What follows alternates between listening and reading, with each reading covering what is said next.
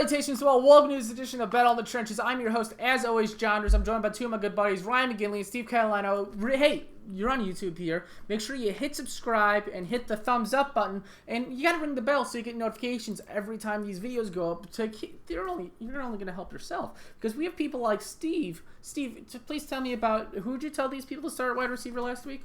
Will Fuller dropping like a 50 bomb, 3 touchdowns, 200 yards. He was actually 2 yards away from 2 more touchdowns. Could have had 5 touchdowns, would have been the game of the century. So it's only going to help you out. Make sure you hit subscribe. All right, first up, let's go to the doctor's office.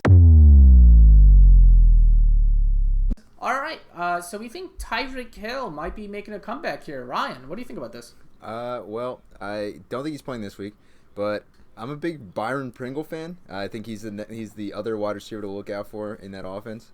So that's who I'm going to talk about because I don't Stop it. Dude, I don't want to talk about Tyreek Hill. I mean, he's going to be a wide receiver 1 when he comes back. I mean, their offense is not looking as sharp as it should be without him. I mean, the top isn't getting taken off, especially without Sammy Watkins too as the next guy up there.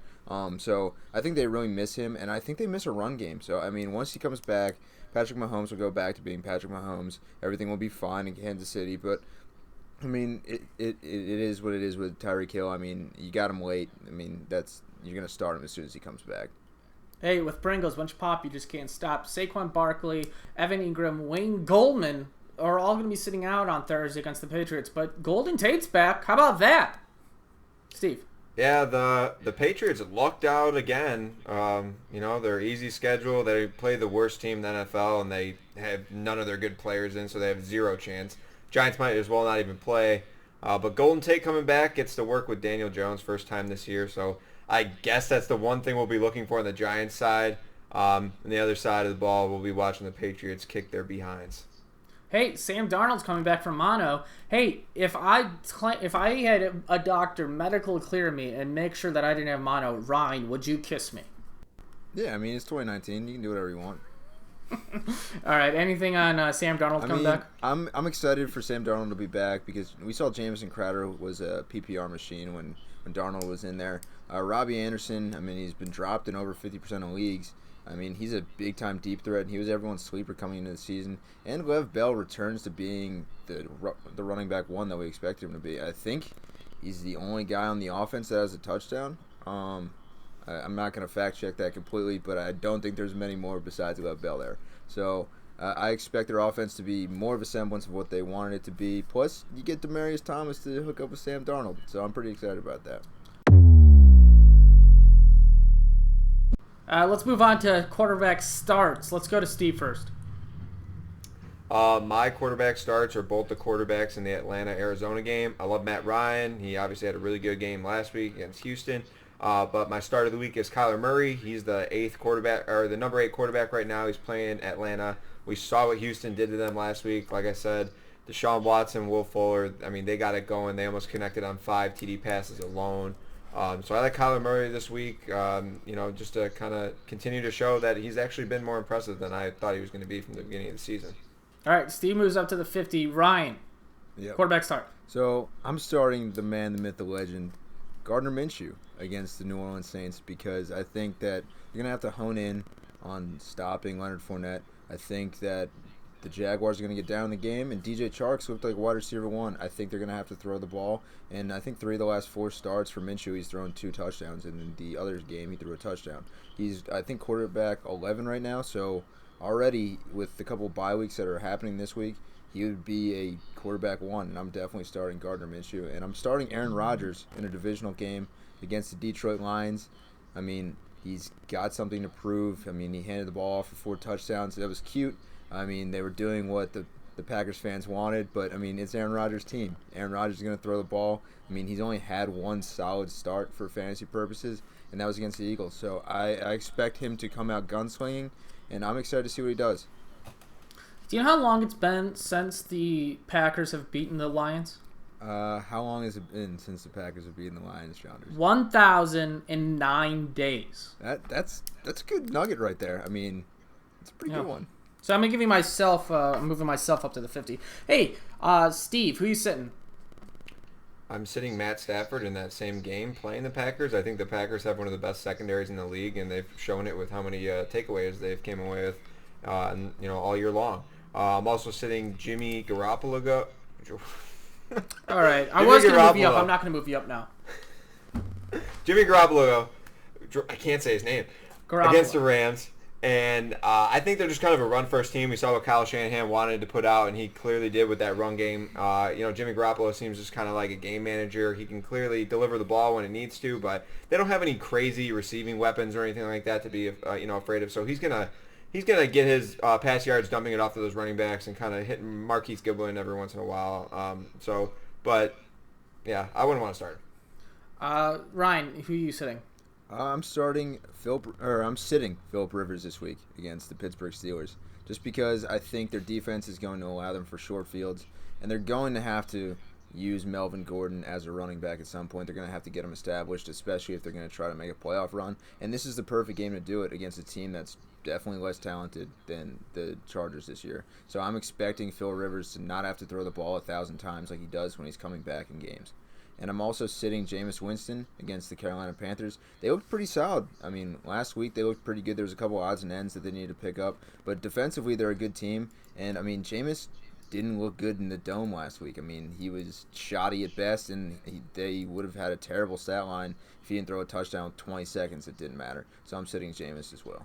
We're moving Ryan up to the 50-yard line. Beautiful. Okay, let's go to running backs. We're going to stick with Ryan. Who are you starting at running back this week? Yeah, I'm starting Kerryon Johnson against Steve's Green Bay Packers because the Green Bay Packers have been kind of brutal. I mean, aside from last week with Zeke, they've been pretty beatable on the ground, and I mean, I'm pretty excited to see what Kerryon can do. I mean, there's been a lot of talk of him being the running back one. I think he should be a solid play this week. I mean, everyone's kind of starting to give up on him. But, I mean, we saw what he did last year. He's a PPR machine. He gets out in space. And, I mean, he's one of the running backs I want to target all week this week. And I'm also starting Adrian Peterson against the Miami Dolphins. Unfortunately, it might be AP's last stand. I mean, you're hearing kind of rumors that he may get cut, he may get traded, but he's going against a team that they should beat, and he should run all over. So AP, he could get some trade value, and I don't see why they wouldn't run him into the ground with an interim head coach. I'm going to move you up 25 yards just because I think this might be the last time anybody ever says start Adrian Peterson. Steve, who are we starting at running back? Mr. Derrick Henry for the Titans going to Denver. Denver is a bottom 10 run defense this year. They're very susceptible to the run game, and Derrick Henry gets the ball a lot if we haven't noticed. So I think he's going to get in the end zone like he has every game besides one game this year. And then my other start is basically any running back that plays, well, not any running back, but Matt Breida or Tevin Coleman for the 49ers going against the Rams. The Rams defense actually hasn't been too hot. And the 49ers game plan is to run the ball down your throat, and Kyle Shanahan finally is able to implement that, and I think they did it pretty effectively last week. So I like starting either of those guys as a solid RB2. Moving on. Steve, who are you sitting? My RB sits are Ronald Jones versus Carolina in London. Last time the Buccaneers played Carolina, he had 9 yards, and I know he's kind of grown up to be a better back on that team since then, but Peyton Barber got back to like 50% of the splits last week, so I don't like the way the trend's going. You really can't trust him in your lineup going against Carolina's defense that has really been on the come up lately, so I'm sitting him. And I'm also sitting any Giants running back because Saquon Barkley's out. We saw Wayne Gallman come in and have a pretty good game, but now he's not playing this game. The guys that you're rolling out there, I mean, I see these guys sitting out on waivers. You know, people don't even want to pick these guys up. They're going against the Patriots. It's a really bad matchup. I would stay away from that backfield. Steve moves up to the 25. Who will score first? What intrigue! All right. Hey, Ryan, who are you starting at wide receiver? Listen, I got to sit some running backs, Jonders.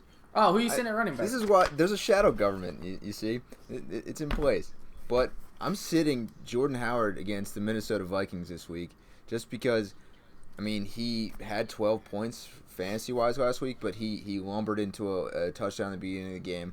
He didn't look as effective as he did against Green Bay.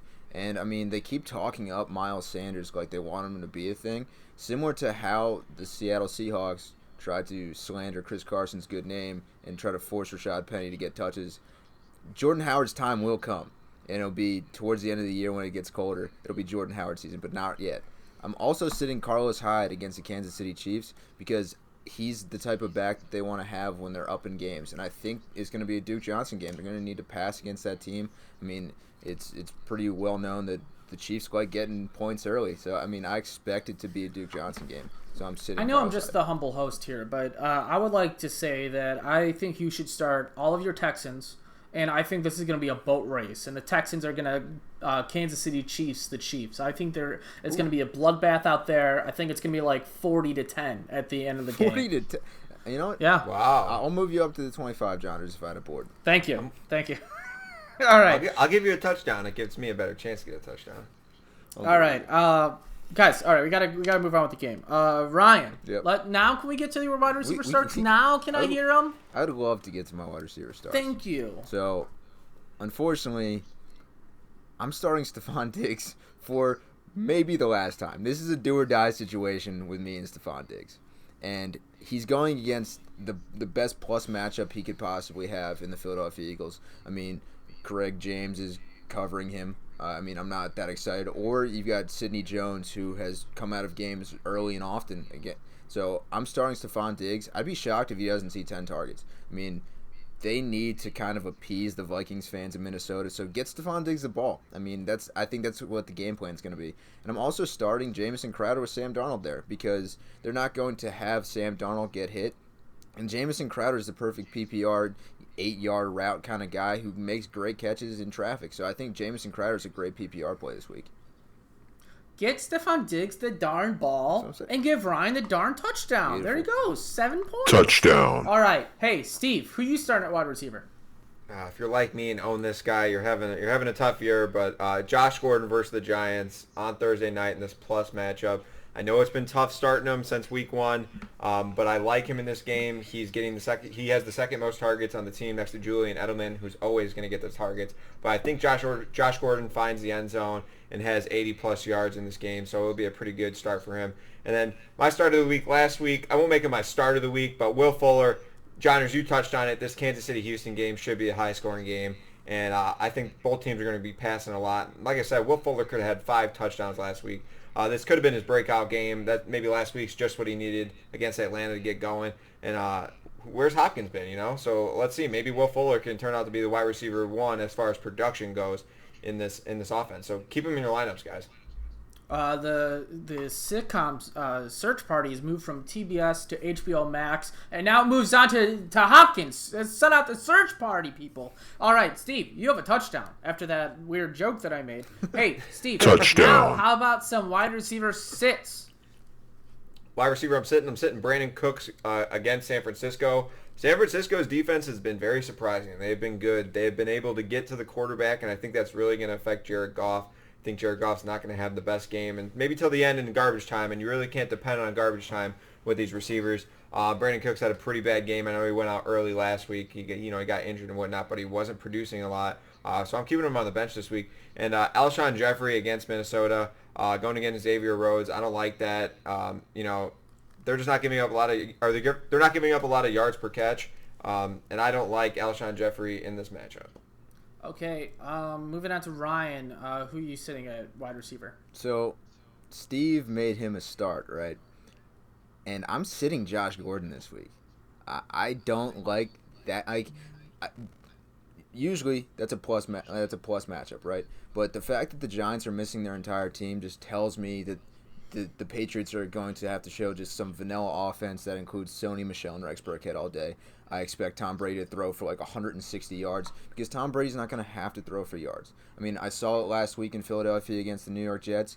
I mean, nobody on the Eagles offense showed up. They still put up 31 points, and they blew out the team. So I'm concerned about that I guess, dynamic for that team because I'm concerned about Josh Gordon this week. I'm also sitting Emmanuel Sanders because unfortunately, the tides are kind of turning in Denver where they're kind of switching up their offense. Cortland Sutton seems to be the number 1. Deshaun Hall has got a ton of play. Noah Fant coming on. Philip Lindsay is extremely efficient. And they're working Royce Freeman in. So I don't know if there's enough play with Joe Flacco at quarterback to get Emmanuel Sanders involved against a team that has a pretty good defense in Tennessee. So coming off a pretty brutal week, I'm still sitting Emmanuel Sanders. I don't know how I can move Steve up the field for starting Josh Gordon and move you up the field for sitting Josh Gordon. It doesn't make sense. So, I don't know. We're just going to move on. That's fine. I think that means something, though. If you have Josh Gordon, you're just like, you start him, and you could sit him if you have a better option. It's definitely how the Patriots work. I mean, we've seen it year in and year out. But my thing is, with the Patriots, I feel like they're a team that's smarter than us. They're smarter than the entire league. They're not going to show that much. I mean, Josh Gordon, he should be their deep threat, but I don't know how often they're going to have to throw deep. I think they can throw it 15 times. You know what's wild is Adrian Peterson said this week after the game that the Patriots showed a lot of exotic looks on film, and then against the Redskins, they just didn't show anything, and they were a vanilla-based defense. Exactly. So they pretty much didn't show anything on film for a week and still handily beat a NFL team. It's wild. Yeah, exactly, because they can switch it up completely. I mean, they've got all the right minds offensively, defensively, on both sides of the ball, just playing, coaching. I mean, that's what they do, and it's very impressive. Brandon Bolden This is what I want from you guys. And Ryan Izzo caught a touchdown. Guys, this is what I want. Steve, I want you to give me your tight end sit and start right now. My tight end start, Greg Olsen in London. I love that matchup. Tampa Bay's giving up the most pass yards. And O.J. Howard in that same game, I am sitting him. I don't even know how you're rostering him. At this point, we just have to pick someone to sit, and I'm definitely sitting O.J. Howard. Okay, moving you up to the 50. Ryan, same thing. Give me both of your start and sit at tight end. I mean, I'm starting Will Dissly against the Cleveland Browns because they got torched by George Kittle on Monday, and they're pretty similar tight ends. I mean, they're not burners. They're great at blocking, and they've got the same general scheme. So I think George Kittle and Will Dissly are similar, so I think Will Dissly should have a similar game. I mean, 60 yards and a touchdown seems pretty good to me. And I mean, Will Dissly might be a top 3 tight end play this week. And I'm sitting Jared Cook against Jacksonville. He's coming off a touchdown, but I really like the Jacksonville defense in the middle of the field. And, I mean, it seems like Teddy Bridgewater's starting to figure it out, so he's not going to have to dump it off to Jared Cook. So, I mean, it's going to be Kamara. I mean, Michael Thomas looked great, so I'm not starting Jared Cook this week. Okay, guys, I've moved you both up to the 50, which is good because you'd be moved up to the 50 anyways. But what we're going to do here, guys, we're going to do sudden death. So first person to get a Twitter question correct wins. All right. Okay. Yeah, the first person to get a Twitter question correct wins. And to be fair here, we're going to, okay, who can think of the number that I'm thinking of? Ryan, what number am I thinking of? 4. Okay. Steve, what number was I thinking of? I don't know, 6. All right. Ryan was closer. I was thinking of 3. All right. So Ryan gets the first question here. All right. This is from at Adam K. Met. Need to pick up a running back / Saquon and Gallman out. Who do I pick up? Burkhead, Ito Smith, Hillman, Chase Edmonds, or do I trade away Mark Andrews, my backup tight end, to Kelsey for a running back?